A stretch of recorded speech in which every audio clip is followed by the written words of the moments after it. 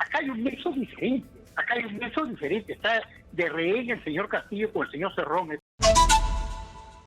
Sean mis primeras palabras de reconocimiento a los miembros de las Fuerzas Armadas que fallecieron en la lucha con el terrorismo y los que han muerto por el COVID.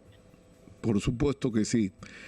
Alejandro, el día de hoy abrieron los mercados cambiarios con el dólar por encima de los 4 soles.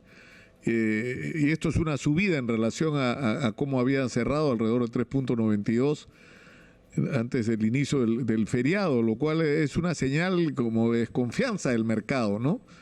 De que continúa la incertidumbre. Mira, lamentablemente, digamos, el efecto de toda esta incertidumbre, esta inestabilidad política, se impacta directamente en la parte económica.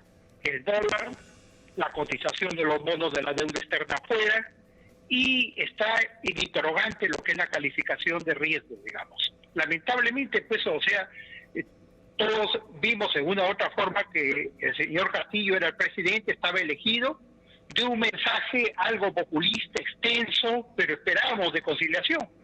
Pero con el nombramiento del señor Bellido, que está acusado de apología del terrorismo, por otro lado, evidentemente, con deferencias para Edith Lagos, una terrorista, una serie de antecedentes, incluso que él esté investigado por seguridad del Estado. Desde acá yo haría una invocación a los servicios de inteligencia nacional que pongan a buen resguardo la información de seguridad nacional, porque realmente es un riesgo dejarle manos de una persona que está acusada de apología del terrorismo, ¿no? Ahora, es un factor adicionalmente preocupante el que no haya ministro de Economía aún, y en segundo lugar que no sea Pedro Franque todavía el ministro.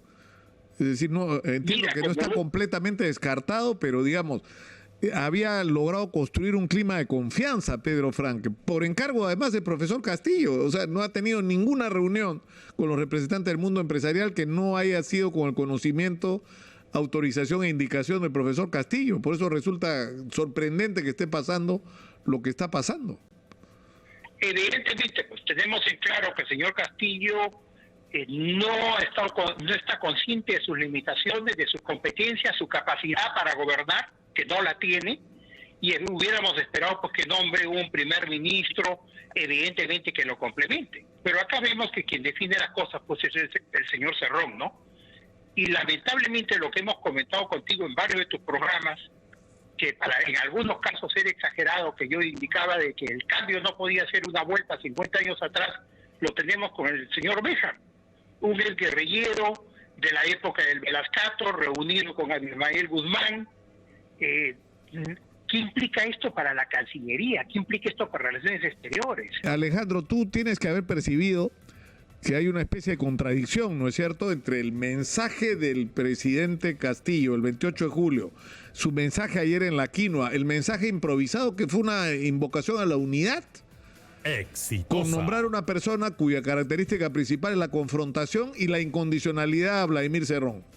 No se condice una cosa con la otra, ¿no? Mire, evidentemente no hay coherencia. Claro que esto se ha visto durante toda la campaña. El señor Castillo decía, se contradecía él mismo en camino, y evidentemente la peor señal es lo que sucedió con el señor Franque, porque al margen de las diferencias que uno pueda tener con él, implicaba una buena señal para el mercado, una señal de estabilización. Con esto, en definitiva, pues el señor Velarde también está fuera de escenario. Entonces, ¿qué va a significar eso como pauta para el mercado? Una gran incertidumbre, desconcierto en los agentes económicos. De ahí ha puesto dentro del gabinete, como estamos hablando del señor Bellido, directamente en enfrentamiento con las mineras. En el mejor momento donde tenemos un alza en el precio de los minerales, proyectos de inversión, evidentemente vamos a quedar congelados, vamos a perder esta oportunidad que nos da la historia económica, digamos, en el mundo, ¿no?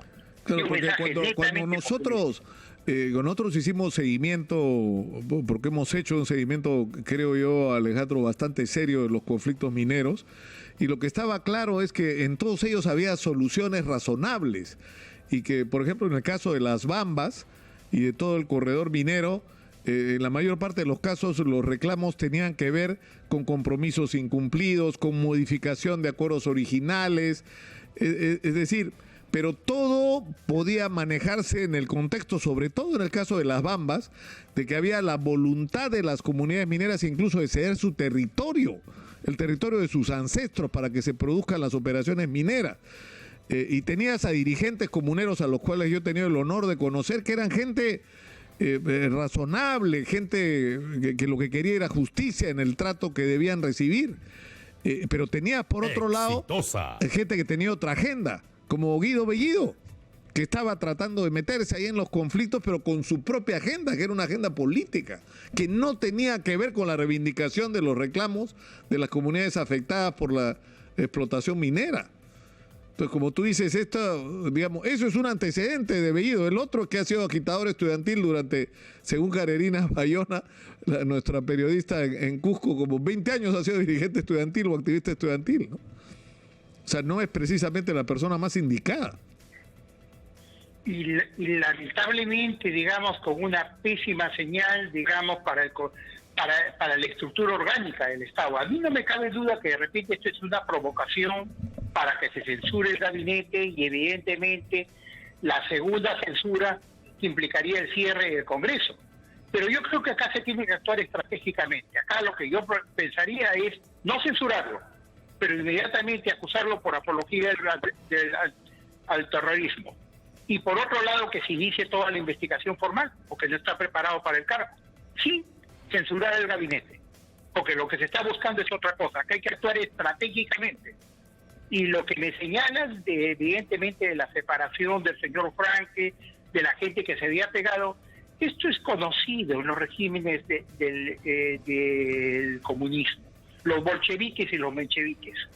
Evidentemente utilizan a los mencheviques hasta determinado momento y después los alejan. ¿Qué es lo que ha sucedido hoy en día, no? No los escuchamos a la gente de Izquierda Unida hoy día. Quisiera escuchar la opinión de ellos. Y también de otros líderes, ¿no? Alianza para el Progreso está ausente en estos momentos. Han hablado, y han hablado bien claro. Bien claro, esta mañana el señor Salguana, vocero de la bancada, ha sido muy claro. Y también lo ha sido Carlos Anderson de Podemos Perú. Fíjate, ahora que llegaba al desfile militar, a la ceremonia esta en San Borja, Guido Bellido le dijo a los periodistas de lejos: hay que estar con tranquilidad, todo va a estar bien, no se preocupen, vamos a estar bien, dice.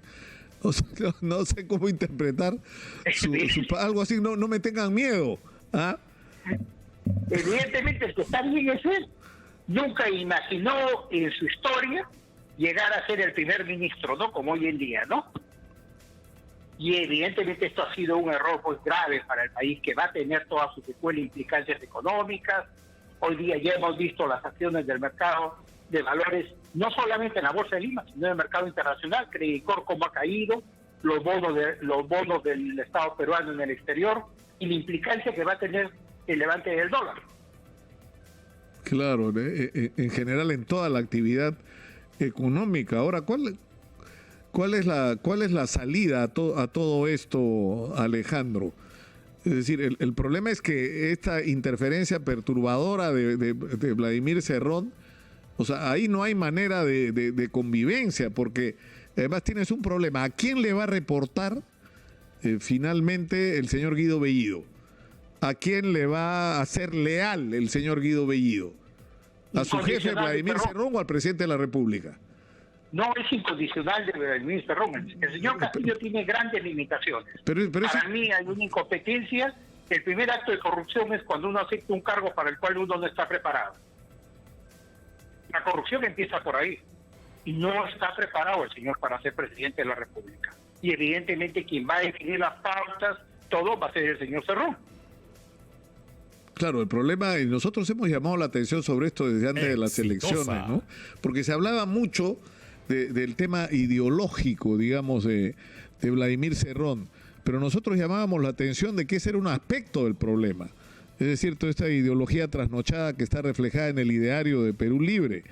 El problema es además la gestión pública el ejercicio de la gestión pública que ha mostrado Vladimir Cerrón. O sea, el gobierno regional de Junín es un gobierno ineficiente y atravesado por la corrupción, donde además a raíz de los audios últimos estos de los dinámicos del centro, se ha visto que no solamente hay redes de corrupción, sino hay todo un sistema para copar los organismos públicos y los puestos públicos, no en función de las calidades y capacidades de las personas, sino de la incondicionalidad a la organización y al sometimiento a la organización. Entonces es como que ¿qué van a pretender hacer ahora o qué va a pretender hacer ahora Vladimir Cerrón? Así como tiene copado a la Municipalidad de Huancayo y el gobierno regional de Junín, copar el aparato del Estado peruano para hacer un gobierno mediocre, en el mejor de los casos, ineficiente y atravesado por la corrupción también.